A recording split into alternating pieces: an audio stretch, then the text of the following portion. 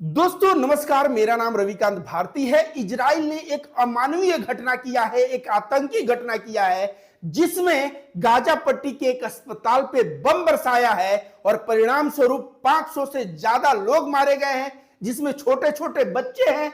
आप फोटो देखिए, पूरा लाशों से भरा हुआ है। यहाँ पे दो लोग बच्चों को गोद में लेके बैठे हुए हैं।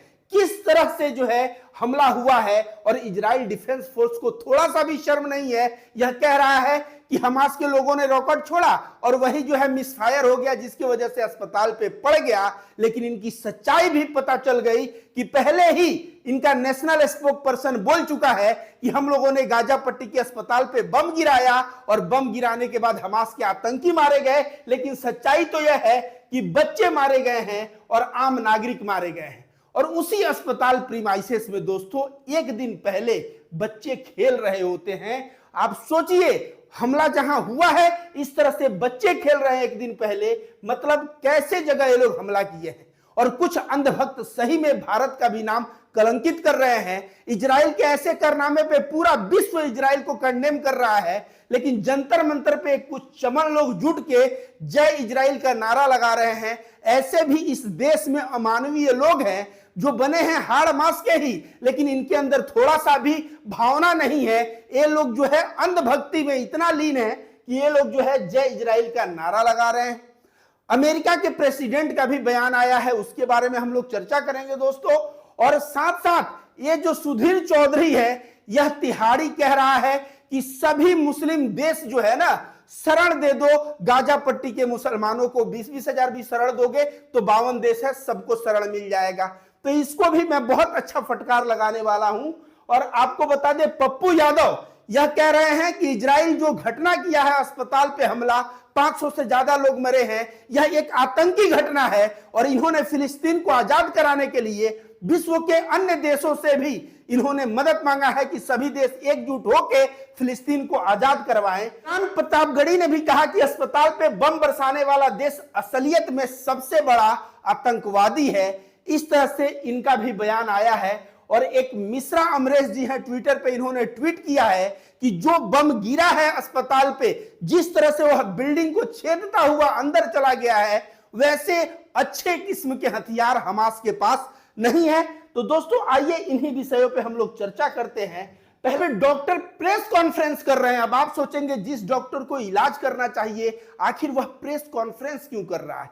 क्योंकि जिसका यह इलाज कर रहा था वे सभी लोग तो मारे गए, जो जिंदा लोग थे वे भी मारे गए, जो डॉक्टर चंद बच गए हैं वे प्रेस कॉन्फ्रेंस कर रहे हैं। और देखिए, इधर डेड बॉडी पड़ा हुआ है, इधर दो लोग जो बैठे हैं ना, अपने गोद में बच्चे लेके बैठे हुए हैं, डेड बच्चे। उस फोटो को मैंने काट दिया है। और इस तरह से डेड बॉडी चारों तरफ से है और उसमें ये लोग खड़े होके प्रेस कॉन्फ्रेंस कर रहे हैं। शायद यह वीडियो मैं आप लोगों को अगर दिखा दूं तो आपकी आंख में आंसू आ जाएगा।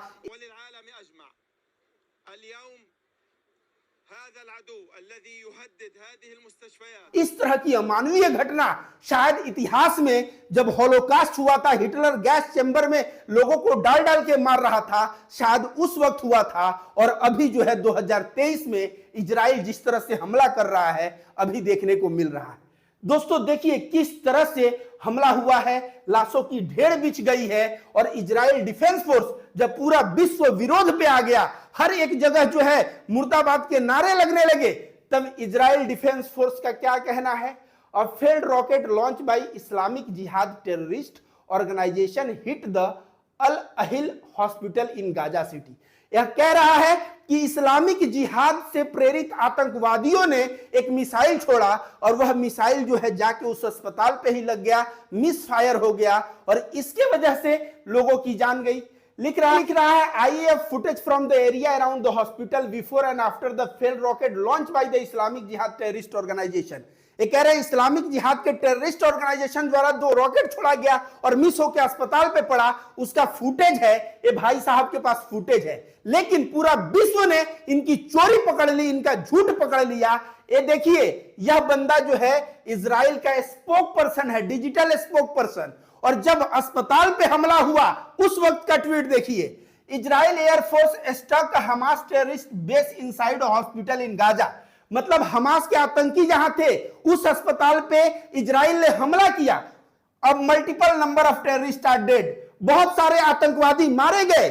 It's heartbreaking that Hamas is launching rocket It's heartbreaking that Hamas is launching rocket from hospitals, mosque, school and using civilian as a human shield। कह रहा है कि यह बहुत ही हार्ट ब्रेकिंग है कि हमास के आतंकवादी हॉस्पिटल से रॉकेट छोड़ रहे हैं, तो मस्जिद से छोड़ रहे हैं, तो स्कूल से छोड़ रहे हैं और सिविलियंस को मार रहे हैं। तो भाई साहब यहां जो बोले कि हमला हम लोगों ने किया और उसमें आतंकवादी मारे गए हमास के, तो भैया बताइए आतंकवादी ऐसे होते हैं? गोद में ले लेके बच्चों को डॉक्टर वहां पे रो रहे हैं, प्रेस कॉन्फ्रेंस कर रहे हैं। क्या वह बच्चे 2 साल के, 2.5 साल के, 3 साल के, 5 साल के, क्या वे आतंकवादी हैं? क्या मुसलमान होना ही इस्लामिक जिहाद और आतंकवादी का ठप्पा हो जाना है क्या? तो इन लोगों की चोरी अपने आप पकड़ी गई।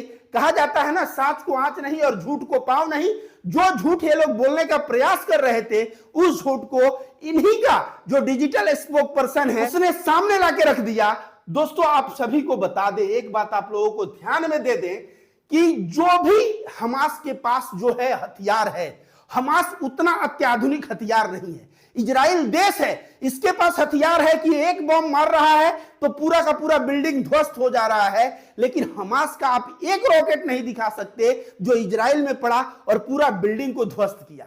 ऐसा नहीं है क्योंकि हमास के पास उतना मजबूत हथियार नहीं है। एक मिश्रा जी का ट्वीट है, मिश्रा अमरेश जी का, यह क्या कह रहे हैं? अल ममदनी हॉस्पिटल में हुई बमबारी जिसमें 800 से 1000 फिलिस्तीनी मारे गए।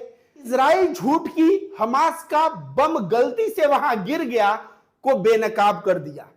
एक नंबर, हमास के पास इस तरह का बम नहीं है कि अस्पताल पे गिरे और बम छेद के अस्पताल के नीचे चला आए और पूरा बिल्डिंग को नष्ट कर दे, ऐसा हथियार नहीं है। दूसरा, इजराइल ने अस्पताल को बकायदा वार्निंग देकर बम से गिराया। इजराइल ने पहले वार्निंग दिया था और उसके बाद बम से गिराया, और जब वहां बच्चे मारे गए, आम नागरिक मारी गए, महिलाएं मारी गईं, और उस वक्त पूरा विश्व इजराइल की आंख में आंख डाल के सवाल करने लगा, सड़कों पे आने लगा, इजराइल मुर्दाबाद के नारे लगाने लगा, नेतन्याहू को वार क्रिमिनल कहने लगा।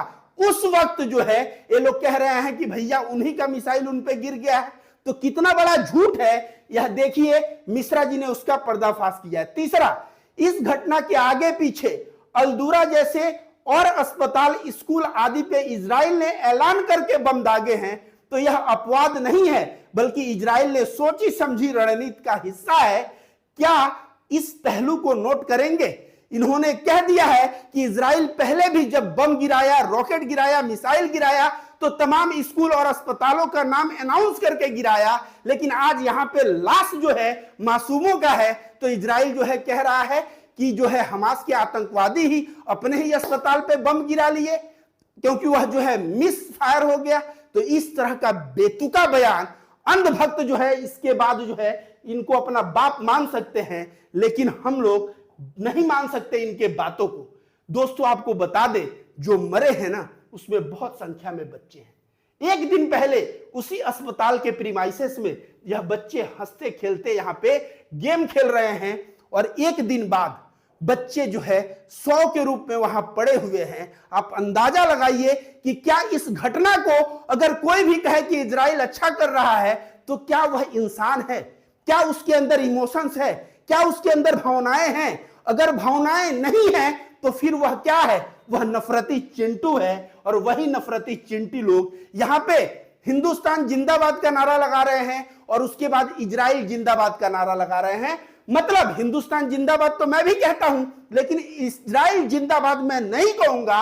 लेकिन ये लोग जंतर मंतर पे इजराइल की जय, इजराइल जिंदाबाद, इन लोगों के नजर में जो मासूम बच्चे मरे उसकी कोई कद्र नहीं है। ये सारे के सारे जो लोग जो इजराइल जिंदाबाद का नारा लगा रहे हैं ना, ये इंसान दिख रहे हैं, लेकिन इंसान के रूप में ये हैवान है जो छोटे छोटे बच्चों के मौत पे, महिलाओं के मौत पे उस देश को कंडेम करने के बजाय जारा लगा रहे हैं, नारे लगा रहे हैं। दोस्तों आपको बता दें यूएस प्रेसिडेंट का इस पे क्या बयान है, थोड़ा उसे भी सुनते हैं। जो बाइडेन ने क्या स्टेटमेंट दिया है। I am outraged and deeply saddened by the explosion at the Al Ahli Arab hospital in Gaza. ये कह रहा है मैं बहुत दुखी हूं उस हॉस्पिटल पे जो हमला हुआ है गाजा पे, उसे सुनकर। घटना के बाद जो अमेरिका इजराइल को सपोर्ट कर रहा था, वह अमेरिका भी अब इजराइल के खिलाफ जो है बयान देने लगा है। देख दोस्तों, इस घटना के बाद अमेरिका के प्रेसिडेंट जो बाइडेन का स्टेटमेंट आया है, और उस स्टेटमेंट में शुरू में तो वह दुखी नजर आ रहे हैं, लेकिन बाद में गोल गोल बात करके वह भी निकल गए हैं। कोई सख्त एक्शन इजराइल पे नहीं दिख रहा है। देखिए इनका बयान क्या है। I am outraged and deeply saddened by the explosion at the Al Ahli Arab Hospital in Gaza। ये कह रहे हैं मैं बहुत ही दुखी हूं और बहुत ही दुखी हूं यह घटना से, and the terrible loss of life that resulted. जो लोगों ने जिंदगी गंवाई है इस हमले के बाद, वह जो है मुझे बहुत बुरा लगा है और मैं बहुत उदास हूं।